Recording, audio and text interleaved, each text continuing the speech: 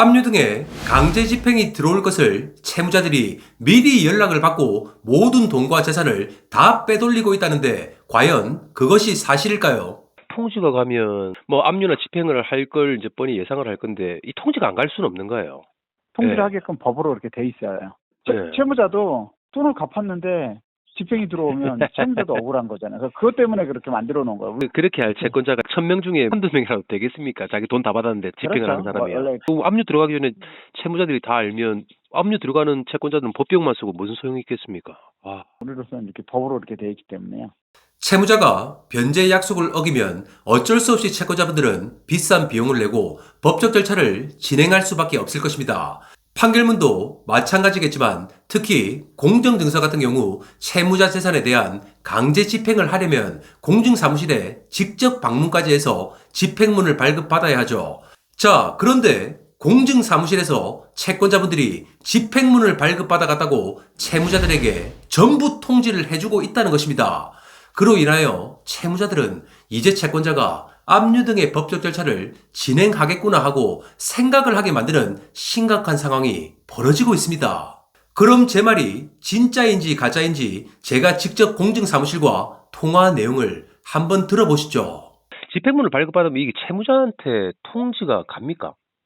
가죠. 무조건 가게끔 돼 있어요. 안 가면 예. 자체가 무효화가 돼요.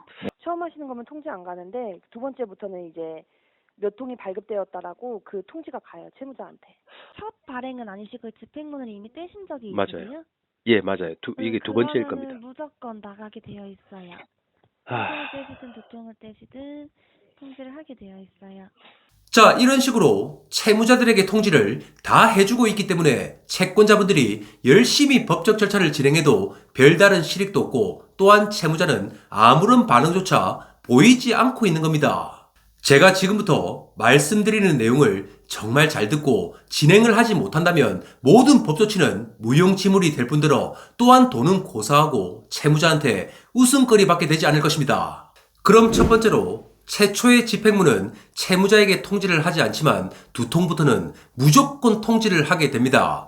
자, 모두가 아시다시피 채무자 통장에 압류 정도만 해서 채무자가 모든 돈을 변제하고 또 마무리가 될 것 같으면 사전에 채무자라는 단어조차도 없겠죠. 많은 법적 절차를 진행하고 싶어하는 채권자는 이 지구상에 단 한 명도 없을 것입니다.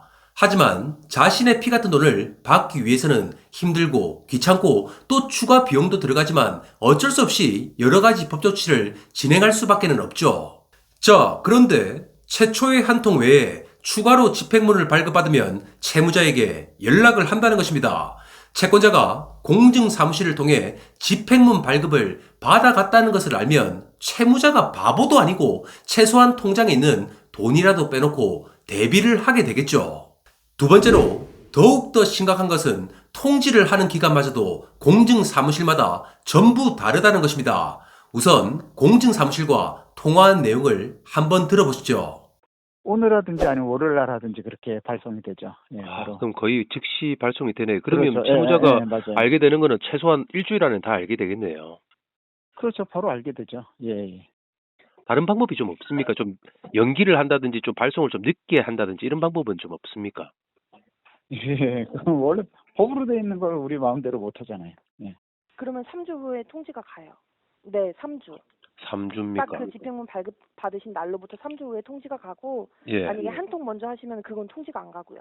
바로 당일에 하는 거는 아니고요. 예. 그리고 말씀하신 것처럼 그런 이유가 있다라고 하시면은 저희가 뭐 요청을 하신다라고 하시면 저희가 한 번 정도는 유예해드릴 수 있어요.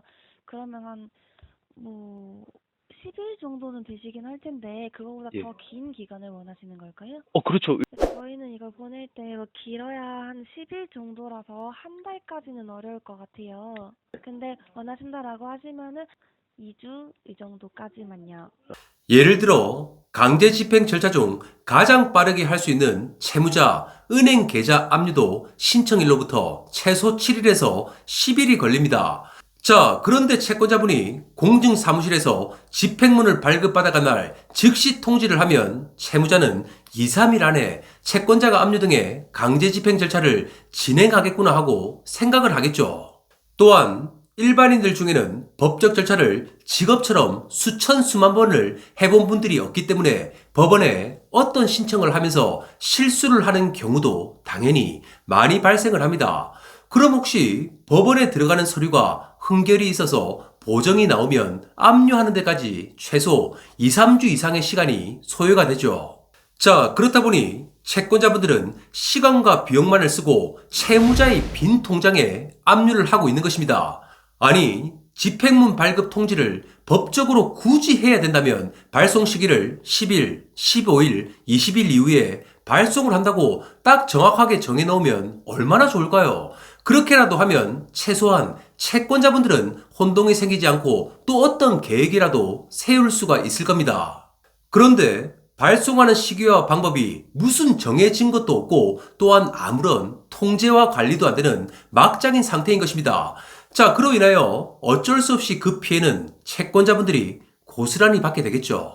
마지막 세 번째는 100명, 1000명의 채권자분들이 피해를 본다고 하더라도 단 한 명의 채무자를 보호해야 되는 것이 법이라고 합니다. 너무 어처구니가 없어서 인터뷰 내용으로 한번 확인해 보시죠. 야, 그러면 이거 압류 들어가기 전에 일단 채무자가 알면 이 금액이 커가지고 뭐라도 빼돌리거나 뭐라 할 것 같은데 다른 방법이 좀 없습니까? 좀 연기를 한다든지 좀 발송을 좀 늦게 한다든지 이런 방법은 좀 없습니까? 채무자도 돈을 갚았는데 그럴 리 없겠지만 집행이 들어오면 채무자도 억울한 거잖아요. 그래서 그것 때문에 그렇게 만들어 놓은 거예요. 물론 또 채무자 입장에서는 이거는 나는 다 갚았는데 왜 집행나니? 그런 경우가 많이 있어요. 법무부가 막아놓은 근데 거예요. 그렇게 할 채권자가 1000명 중에 한두 명이라도 되겠습니까? 자기 돈 다 받았는데 집행을 그렇죠. 하는 사람이야. 원래 말이 안 되는 간혹 있더라고요, 간혹. 그러니까 이게 참 법으로 이렇게 돼 있어. 저희는 그대로 그냥 실행을 하게끔 그렇게 돼 있거든요. 채권자만이 완전 피해를 보는 거네. 자, 100명의 범죄자를 놓치더라도 단 한 명의 억울한 사람을 만들지 않는다. 이 말은 형법에서 나오는 무죄 추정의 원칙의 논리 아닌가요? 아니, 이런 논리가 무슨 민사에서 그리고 채권 추심에서 나와야 되는 말인지 저는 정말 모르겠습니다. 그리고 법원에 판결문이 확정이 됐고 또한 변제 기한이 지나 기한 이익을 상실한 채무자들한테 말이죠. 솔직히 어떤 이상한 채권자가 채무자가 돈을 다 갚았는데 수십 수백만 원씩 법비용을 쓰고 또 시간을 써가면서 법적 절차를 진행하겠습니까? 만약 채무 변제가 완료된 채무자를 상대로 압류 등의 강제 집행 절차를 진행하게 되면 민형사상 엄청난 처벌과 손해를 볼 건데 그렇게 할 채권자가 이 세상에 단 한 명이라도 있을까요? 정말 답답합니다. 자, 그래서 제가 정말 채권자분들을 위해서 현실적인 방법을 알려드리겠습니다. 현재 공정증서를 가지고 계시는 채권자 여러분들은 지금부터 제가 말씀을 드리는 그대로 하셔야 합니다. 첫 번째로 우선 공정증서와 집행문을 딱 한 통만 발급을 받아서 채무자에 대한 정말 모든 조사를 진행하십시오. 그리고 두 번째는 철저한 분석을 통하여 어떤 강제 집행 절차들을 진행할지 사전에 모든 계획을 세우셔야 합니다. 세 번째는 채무자에 대한 통장 압류나 유체동산 집행 등 강제 집행 절차를 2건, 3건씩 해야 될 때가 반드시 있을 것입니다. 자, 그럼 공증사무실 담당자에게 간절하게 부탁이라도 해서 최소 3주 후에 집행문 발급 통지를 발송을 해달라고 하셔야 합니다. 자, 네 번째는 법원에 어떤 신청 서류를 접수하기 전에 확실하게 모든 서류를 잘 검토해서 절대 보정이 나오지 않도록 해야 됩니다. 만약 보정 처리를 하면서 시간을 보내게 된다면 채무자는 100% 강제 집행이 들어올 것을 예상하게 되겠죠. 마지막 5번째는 특히 유체동산 집행사건 같은 경우 집행대상, 즉 목적물 소재지 관할 집행관 사무소로 사전에 연락을 꼭 해보십시오. 자, 연락을 해서 집행사건을 접수하게 되면 실제 집행까지 시간이 얼마나 걸리는지 물어봐야 합니다. 예를 들어 법원의 휴가나 부서이동 또는 집행관 및 담당자의 개인 사정에 따라서 접수 후 집행까지 한 달 이상의 시간이 소요가 되는 경우도 정말 많다는 것입니다.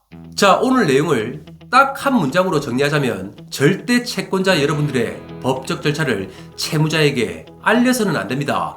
만약 알게 되면 그 한 번의 법적 절차로 채무자는 숨어버리고 이제 여러분의 돈은 영영 돌아오지 못하게 되겠죠. 제가 24년을 추심 업무만 하면서 느낀 점 딱 한 가지만 말해보면 정말 우리나라는 채무자에게 너무나도 관대하고 반대로 채권자 여러분들은 가혹할 만큼 기울어진 운동장에서 싸우고 있다는 것입니다. 자, 하지만 그럼에도 불구하고 돈도는 현실적으로 돈을 받는 정말 유용한 절차와 방법을 계속 알려드리겠습니다. 그렇게 해서 채권자 여러분들이 싸워갈 수 있는 힘을 갖게 만들고 또 자신의 소중한 돈과 권리를 가져올 수 있도록 하겠습니다. 이상 돈을 받게 도와주는 돈도의 이성훈이었습니다. 감사합니다.